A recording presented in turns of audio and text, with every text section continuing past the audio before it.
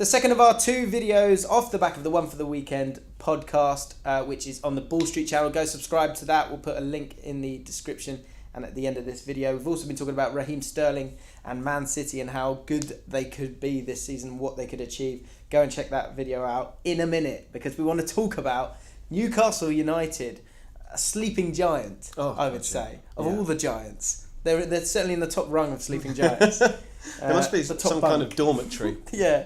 I remember we were talking about this. I was chatting about this with someone. It's like, where are Portsmouth a top level sleeping giant, or are they a lower level sleeping giant? I would say they are generously proportioned, but I would not call them a sleeping giant like Newcastle. Interesting.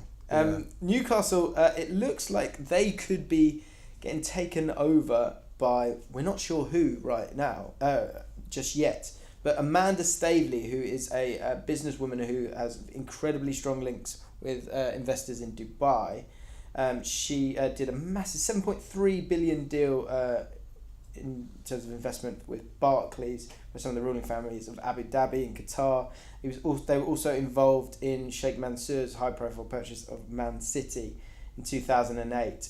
She was seen at the last game, Newcastle versus Liverpool, and she's opening up the communication lines. It's saying here for a takeover of some sort? Quite possibly. We know only a few facts at the moment. One of these is that non-disclosure agreements have been signed between the club and an undisclosed number of parties, which means that talks are taking place and no one is allowed to reveal any information. So something is happening.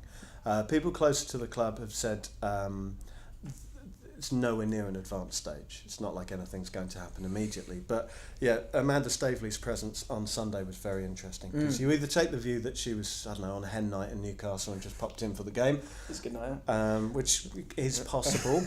Or you take the view that an incredibly influential and powerful woman was perhaps making herself visible at a televised game on a Sunday. Yeah.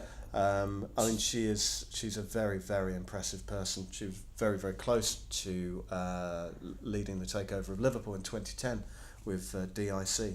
And as you say, she was part of the 2008 Man City deal as well. She controls serious money. It's fascinating that she's kind of so famous in this moment, that the middle woman in this case is someone that's creates such excitement.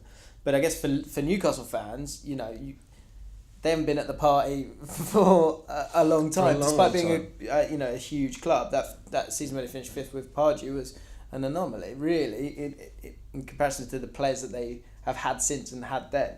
What's interesting here is that you say about the Liverpool deal a while back. Apparently, she met up with Rafa Benitez as well. So I wonder if there are some old links there that are now being sort of picked up again. I think that would suit Rafa down to the ground. It would surely suit Mike Ashley, because he's not going to.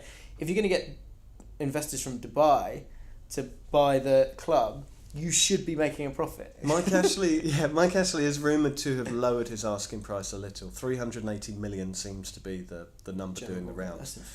That is probably a little more than it's worth at the moment, given that we are essentially talking about a newly promoted team in the Premier League that hasn't been in the Champions League for near enough 15 years now. Yeah. So that is a little high. He wants to make a profit, obviously. That's how he bought the club in the first place, that kind of attitude. Yeah. But he may well make it. We're already seeing reports in the press now about the next round of TV deals for the Premier League, where Facebook and Amazon are starting to sniff around. The money may still be going up. Wow. This could be a very good time to buy a club. And when you look at Newcastle, and indeed Sunderland, football in that part of the world, God, if someone gets that right, they'll be immortal. Yeah. It's an incredible place to watch football. Even when Newcastle were in the second division, they were still getting over 50,000 every game. The noise in St James's Park, when the game started to turn for Newcastle on Sunday, was absolutely brilliant. And the same goes for Sunderland, which you could probably buy for a fraction of the price. And it hasn't happened very often, but when things are going well at Sunderland, the noise in the stadium and lights incredible. And I think as much as football is a business now, you still have, and the only comparison I can give is when I played lowest semi-pro football, you had these chairmen that would come in and spend a load of money, and I remember thinking, no one come, like we get like 70 people come watch. You're not making any money out of it, but they wanted to be the guy. They wanted to be the main man. They wanted to be a bit of a hero to people. They wanted to get that attention. As much as it is a business now, and actually Newcastle is quite an exciting prospect because there is huge potential there.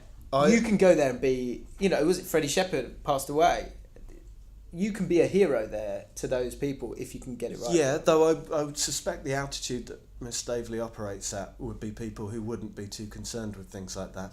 I think there'd be more looking at the business side of it, that you would have a very, very big asset in a very, very big division. And there's growth room because they haven't won anything in years and years and years and years. 1969, I think, the last thing they won. You've also got a Champions League winning manager in place and a bond between him and the fans, which is all the more extraordinary for the fact he's not actually been there that long. Were you blown away by the strength of that? So I saw that. I wasn't surprised even slightly. Really?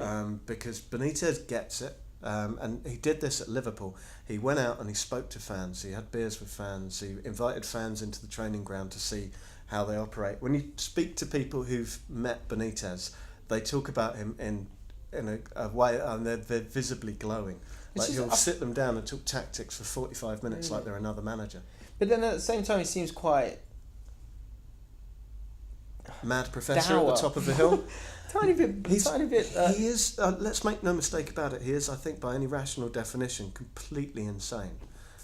He is obsessed with football to a lunatic degree. He's no time for really very much else.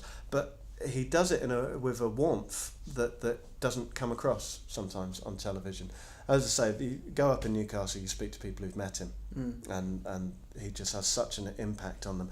And it seems silly in this world of big TV deals and huge exposure that sort of stuff makes a difference. But particularly in a place like Newcastle, it does. Because Newcastle, the city, it only has one team. And people have called it a goldfish bowl and use that as a negative. It's kind of not. Everything intensifies upon itself because there is no other team. It's not like Birmingham where you've got Birmingham Villa, London where you've got loads of clubs, Manchester, Liverpool. It's just Newcastle. But Benitez is used to that and he loves it and he gets into it and he connects. Yeah, and I think what's probably exciting for Newcastle fans for this season is that they haven't got any bigger ambitions than let's be nice and solid in this league this year. Certainly with the players that they've got this. Yeah, they want a season without the night terrors. Exactly, and so actually this kind of news would keep, if Benitez was in a position where I felt like he was a month or so ago, where he was like, do I need this? He probably does need and want it now because it's going to match up with his ambitions as a manager. And the other thing he wants is power. He at Liverpool, after a period of time he was there, he took control of the academy because he felt he was going to be there for a very, very long time, and he wanted more control over the players coming up and through.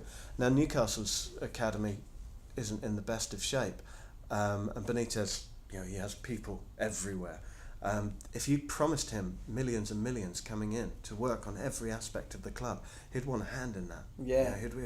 That would be his project. And it wouldn't be about using Newcastle as a springboard to go anywhere else. It would be, this is my first line of my obituary job. This is the club I change forever.